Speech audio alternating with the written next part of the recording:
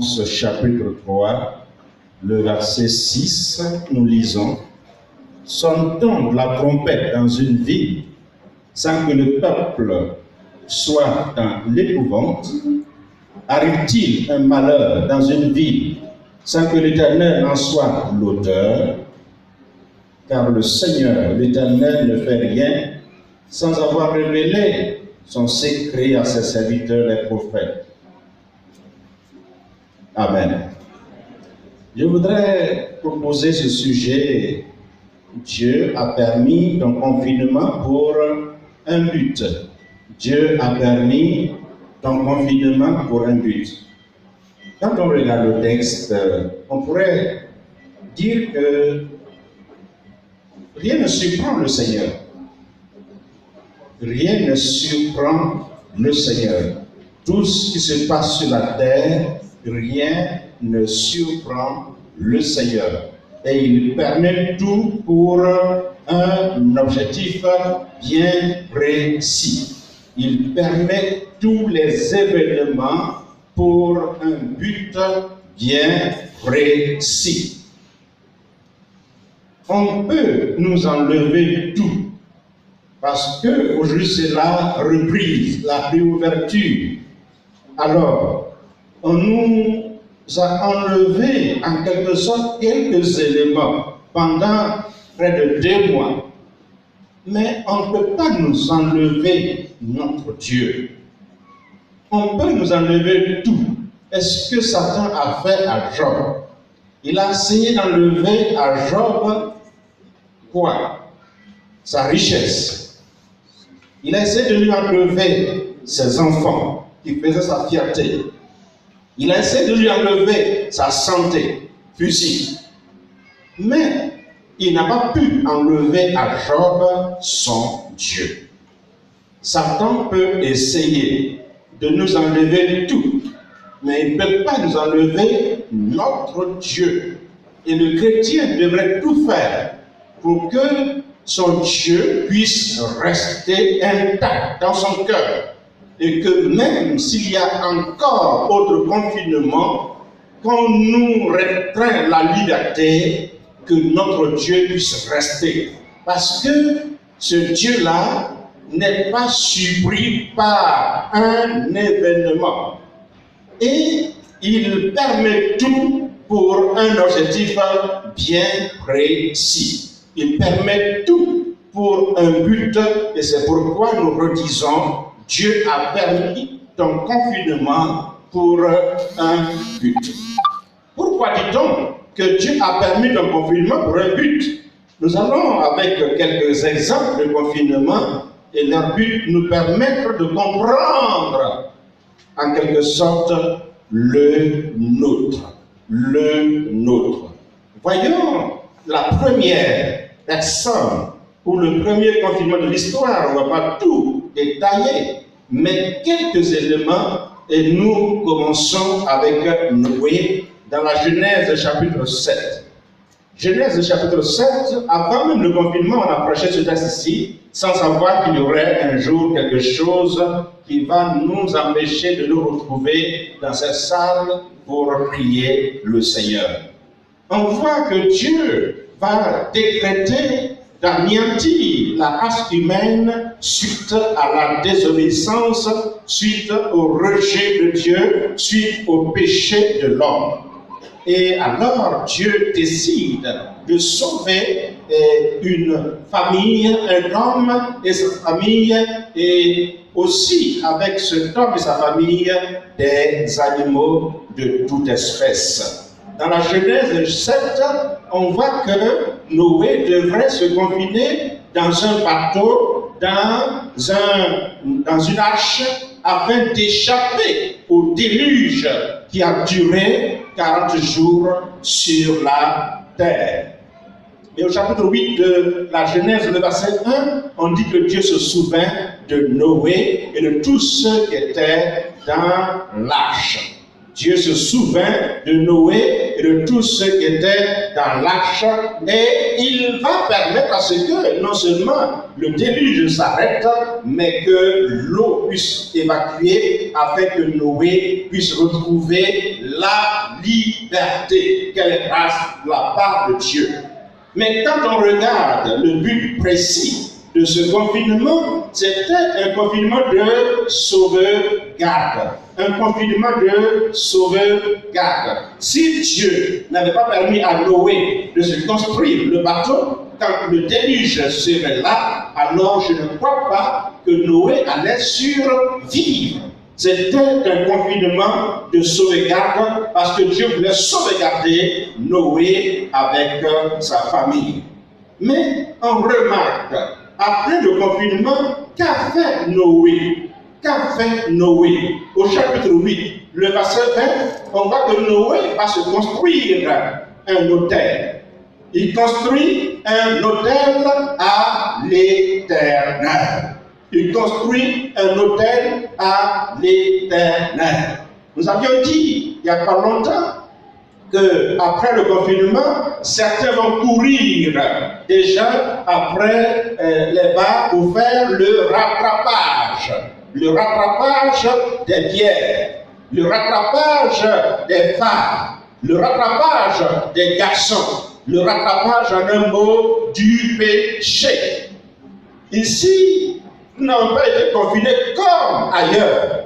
Ailleurs, les gens ne pouvaient même pas sortir de chez eux. Ici, on pouvait sortir un peu, mais on n'avait pas la liberté d'aller où nous voulons. Et il y en a qui vont faire le rattrapage. Alors, je voudrais vous conseiller de ne pas faire le rattrapage, mais de faire comme Noé, qui bâtit un autel à l'Éternel par reconnaissance à ce Dieu qui l'a sauvegardé. Par reconnaissance. En principe, lorsqu'on finit un confinement, comme nous le connaissons aujourd'hui, il faudrait marquer une pause pour être reconnaissant au Seigneur, bâtir un autel à l'Éternel pour lui rendre gloire, pour lui rendre hommage, pour lui dire merci. Mais voyons la réponse de Dieu. Alors cela va nous encourager à persister en disant qu'il faudrait bâtir aussi à notre tour un autel à notre Dieu. Le chapitre 8, le verset 21 de la Genèse, on voit que Dieu va alors tisser une alliance avec Noé à partir de l'autel. Quand il a senti la bonne odeur des aliments, c'est-à-dire des animaux que Noé venait d'offrir, alors Dieu décida de tisser une alliance, non seulement avec Noé, mais avec toute la race humaine. Ce qui fait qu'aujourd'hui, il va beau pleuvoir, mais le déluge n'aura plus lieu. Il va beau pleuvoir, il y aura des inondations, mais il n'y aura plus de déluge. Cela est parti de l'alliance que Dieu a tissée avec Noé, bien sûr, après son autel. Que Dieu nous aide à comprendre ces choses et que nous puissions aussi emboîter le pas à ce temps pour aussi être reconnaissants au Seigneur. La deuxième personne que je pourrais citer ici, qui connut aussi un confinement, c'était Joseph. Dans la Genèse 39, Joseph connut un confinement. Il était le rêveur, le songeur, l'homme à qui Dieu avait révélé, je pourrais dire sa destinée. On pourrait dire aussi sa destinée prophétique, comme certains préfèrent prophétique. Destinée, déjà une destinée. Dieu avait révélé à ce jeune homme qui serait quelqu'un de grand. Il voyait les gerbes s'incliner devant lui. Il voyait la lune, le soleil, les étoiles s'incliner pour dire que son père, sa mère, ses frères, tous s'inclineront. En réalité, il voyait son élévation. Mais, qu'est-ce qui s'est passé par la suite? Il fut confiné par ses frères. Et par la suite encore confiné par même les Égyptiens. On le vendit et il partit comme un bon à rien. Il se retrouve en Égypte. Et chez Potiphar encore, tous les 1000 problèmes, il se retrouve en prison. Le grand rêveur, l'homme à qui Dieu a dit qu'il serait élevé, se retrouve dans la bassesse, se retrouve dans la prison, se retrouve confiné sans espoir de sortir un jour. Mais Dieu avait un objectif. Dieu avait un but. Il voulait préparer ce jeune homme à une mission internationale et familiale. Une mission familiale et internationale, ou internationale et familiale. Et Dieu permit son confinement parce qu'il voulait le préparer. Rien n'arrive à la terre sans que Dieu ne soit informé. Et il permet tout pour un but bien précis. Dans son confinement, Dieu le fera sortir. Et dès qu'il sortit, qu'est-il devenu? Prêche, élévation sur place. Parce que Dieu avait dit. Je marque une pause pour dire, quand Dieu dit quelque chose, cela va arriver. Quel qu'en soit le temps, quelles qu'en soient les années, la parole de Dieu ne sort jamais et revenir à lui sans effet. Si Dieu a dit quelque chose sur ta vie, attends-toi, car la chose va se réaliser tôt ou tard. Joseph connut le confinement, Dieu le prépara, il devint un personnage incontournable sur le plan international parce que la nourriture manquait de partout et tous venaient en Égypte pour acheter de quoi manger. Mais aussi familial, car son père et ses frères vinrent chez lui. Et plus tard, un élément ajouté. Dieu voulait se créer un peuple. Je sais que si Joseph n'était pas en Égypte, et s'il n'était pas un personnage élevé, cette famille de nomades allait se disperser. Judas allait quelque part, Issachar quelque part. Ils allaient se disperser pour créer des tentes de part et d'autres, des groupuscules. Cependant, Dieu voulait un ensemble, un peuple, un tout, qui plus tard permettra à ce qu'une nation puisse voir le jour, à savoir la nation Israël. Le but atteint par, bien sûr, ce jeune homme. Je voudrais que tu restes tranquille dans ton coin. Et n'oublie pas que Dieu reste fidèle dans sa déclaration. S'il n'a pas dit, il n'y a pas de problème, ça ne va jamais se réaliser. Mais si Dieu t'a parlé, si Dieu t'a dit quelque chose, attends la chose. Car la chose va se réaliser, quelle qu'en soit l'année, quel qu'en soit le temps. Et tu seras surpris. Parce que Joseph fut surpris. Parce qu'il était en prison, il ne s'attendait pas à sortir. D'abord, il ne s'attendait pas à une liberté quelconque. Encore, il ne s'attendait pas non plus à une élévation. Même si on pouvait le faire sortir de prison, ce serait un personnage ordinaire. Mais là, Dieu n'avait pas dit qu'il sortirait de cette prison étant toujours un personnage ordinaire, mais un personnage qualifié, un personnage recherché, un personnage reconnu. Tu sortiras un jour comme étant un personnage reconnu, apprécié, un personnage recherché, un personnage qui ne va pas applaudir de gauche à droite. Oui, parce que Dieu, s'il dit quelque chose, la chose va se réaliser. Mais le confinement n'est rien d'autre qu'une préparation. On voit Moïse à son tour, troisième personnage. Né, bien sûr, dans une famille hébraïque, d'abord on le jette dans le fleuve pour le protéger. On le recueille dans la cour de Pharaon, on le lève dans la grandeur de l'époque, de cet empire, de ce royaume. Mais ce jeune homme, bien vrai qu'il fut formé, voulait être un leader. Il sentait en lui peser ce fardeau de leadership. Mais son leadership était différent. Ce n'est pas ce que Dieu voulait. Il comptait sur lui-même.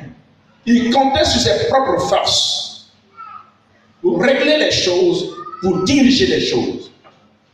Voilà qu'un jour, il voit un Égyptien en train de bagarrer avec un Hébreu. Il tue l'Égyptien pour sauver l'Hébreu.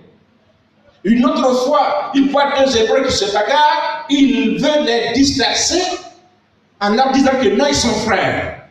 Alors, pesait sur le cœur de cet homme le fardeau de leader, de responsable. Mais sa manière de se conduire, ce n'était pas ce que Dieu voulait.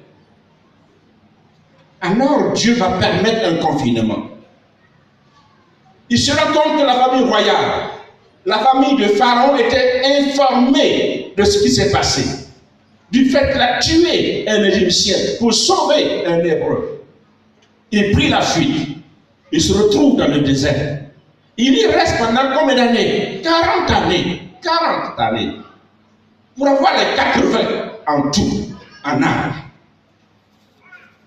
Et là, le but de Dieu, c'était pour former son leadership comptant sur Dieu. Il avait développé en lui un leadership indépendant. Et Dieu voulait développer en lui un leadership dépendant de Dieu. Et la fin de ce confinement fut marquée par un appel solennel dans l'Exode chapitre 3. Un appel à la mission, un appel au leadership, mais dépendant de Dieu. Dieu l'appelle en lui disant, lève-toi, allez, va en Égypte, retourne-toi, car je t'ai choisi pour libérer mon peuple. Va vers Pharaon, dis-lui de laisser en Israël. Il dit non, ce n'est pas possible. Moïse se plaisait dans son état, il se plaisait dans ce désert, il se plaisait dans son confinement, il se plaisait dans sa médiocrité, il se plaisait dans son rejet. En quelque sorte, j'ouvre une parenthèse, il sentait en lui monter ce sentiment du rejet. Je suis rejeté par mes propres frères. Je suis rejeté par tout le monde. Je resterai dans ce désert. Dieu merci, je me suis marié avec Séphora, la fille de cet homme, Jéthro. Je me sens à l'aise. Je préfère être toujours berger, surveillant le troupeau de Jéthro. Je préfère rester là et la mort viendra me prendre. Beaucoup aujourd'hui sont enfermés dans ce sentiment de rejet et n'osent pas sortir un peu. Même quand Dieu leur dit sortez, il est temps de sortir, ils préfèrent se cantonner dans cet état de rejet. Rester là, attendre la mort.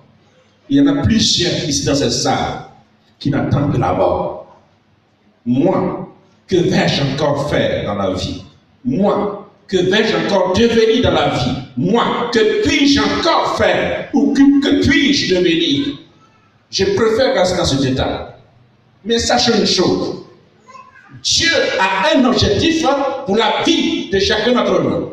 Et Dieu voulait, dans ce confinement et dans ce rejet, préparer un personnage hors du commun, un personnage, un leader charismatique, un leader que tout le monde, plus tard, ne ferait qu'à évoquer le souvenir. Aujourd'hui, on ne peut pas lire la Bible sans se rappeler de cet homme Moïse.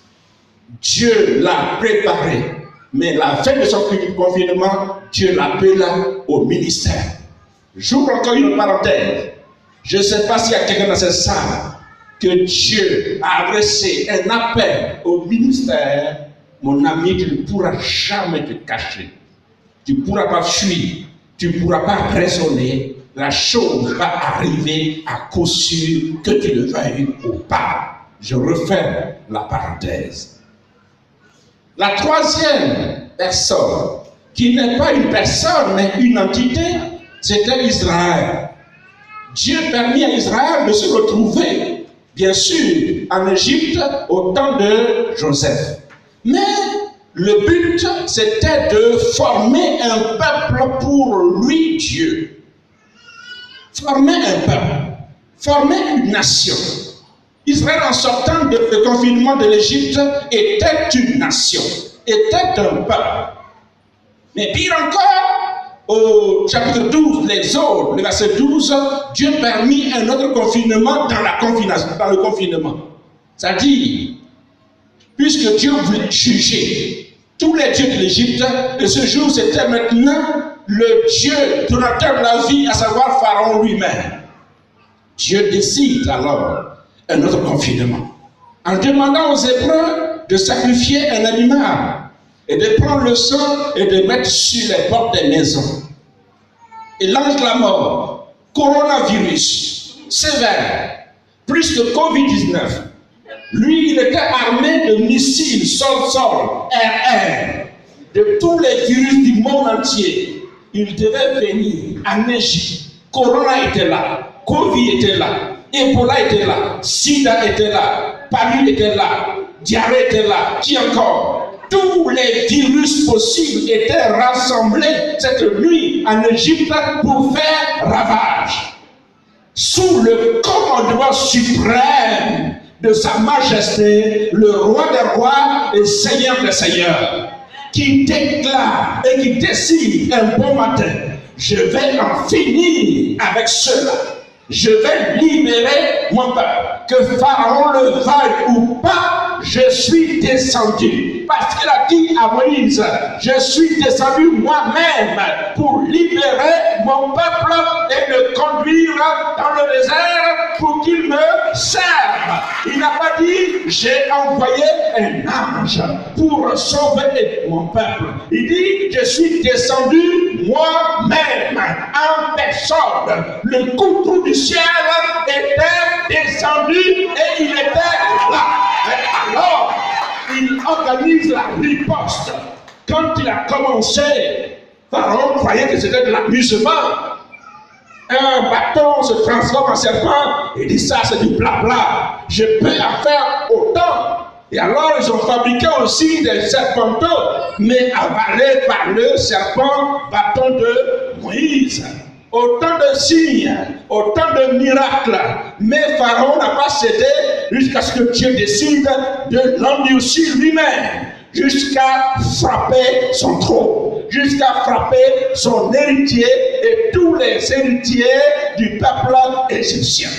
Dieu lui-même était là. Et tous les virus rassemblés étaient là cette nuit. Et Dieu dit au peuple: confinez-vous, cachez-vous. Mais attention, il y avait un autre consigne: tuer un animal, un chevreau ou un agneau, mais